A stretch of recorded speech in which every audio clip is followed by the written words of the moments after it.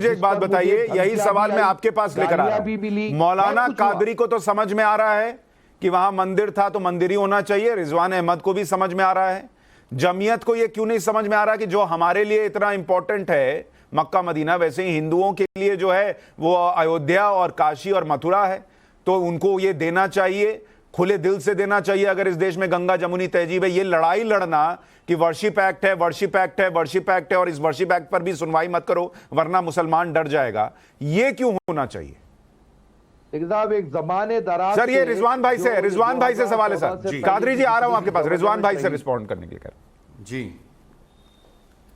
जी दो उदाहरण देता हूं। एक 6 दिसंबर की घटना हुई जिसका मुकदमा आज तक चल रहा है और ऑनरेबल सुप्रीम कोर्ट ने अयोध्या डिस्प्यूट को जो सुलझाया खूबसूरती से, उसमें भी उन्होंने उस घटना की निंदा की क्योंकि वो ग्रुप ऑफ पर्संस ने की थी। तेलंगाना में पिछले 1 साल में 3 मस्जिदें तोड़ दी गई जिसमें 2 सेक्रेटेरिएट में थी और 1-2 दिन पहले तोड़ी गई। क्या सुप्रीम कोर्ट ने निंदा की? नहीं की। क्यों? क्योंकि वो गवर्नमेंट ने तोड़ी थी। यही फर्क मैं देश को समझाना चाह रहा हूं और आखिर में जाकर देखिएगा इसी के आसपास कुछ आने वाला है। पहली बात।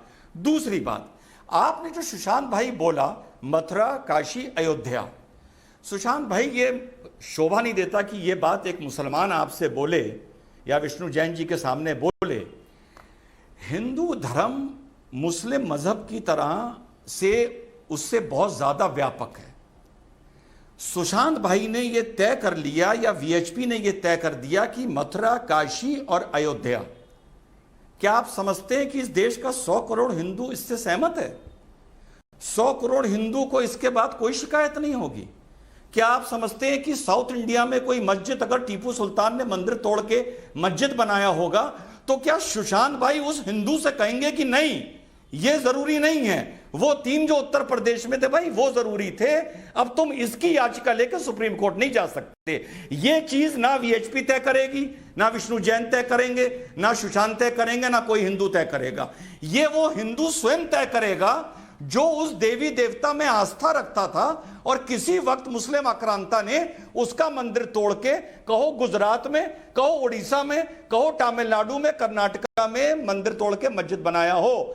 इसलिए मुझे नहीं लगता कि honourable supreme court act of 1991 को पूर्णता समाप्त करेगा। पूर्णता, आज की तारीख और मेरा यह बयान नोट करके रखिएगा, मुझे नहीं लगता, क्योंकि यह सुप्रीम कोर्ट को मालूम है कि अगर हमने इसको पूर्णता समाप्त कर दिया तो मथुरा काशी अयोध्या की बात नहीं होगी, कम से कम 300 और बातें होंगी जहां पर वास्तव में मंदिर तोड़ के मस्जिद बनाई गई। रिजवान भाई मैं तो यही कह रहा हूं कि जब तक मुसलमान 91 के एक्ट का हवाला देता रहेगा और वहां की लड़ाई लड़ता रहेगा तो हिंदू पक्ष भी 91 के एक्ट का हवाला देगा, लड़ाई लड़ेगा, कहेगा ये हमारे धर्म को दबाया जा रहा है, आप इसको पूरा हटाइए और हम 100, 200, 500 जितने मंदिर तोड़े गए सबकी बात करेंगे। लेकिन अगर मुसलमान ये कहे कि ठीक है तुम्हारे लिए काशी मथुरा और अयोध्या जो है इंपॉर्टेंट है, हम तुम्हारे लिए इसका दिल खोलते हैं, तुम हमारे लिए दिल खोलो, अब सब तोड़ के चले गए, कितनों को हम बनाएंगे, हम देश बनाएं, लेकिन कम से कम ये जो तुम्हारे लिए इंपॉर्टेंट है इस पर काम हो जाए, तो वो मामला आपसी सहमति में बेहतर हो सकता है। आप कानून की लड़ाई लड़ेंगे तो हिंदू भी कानून की लड़ाई की बात करेगा। नहीं नहीं नहीं नहीं नहीं नहीं होगा, नहीं होगा सुशांत भाई। आप, वही मैंने अभी बोली कि आप कैसे गारंटी ले रहे हैं कि इन तीनों के बाद कोई हिंदू वर्ग कर्नाटका से खड़ा नहीं होगा? आप कैसे गारंटी ले सकते हैं इस बात की? भाई होगा, बिल्कुल होगा। मेरी बात खत्म होने दीजिए।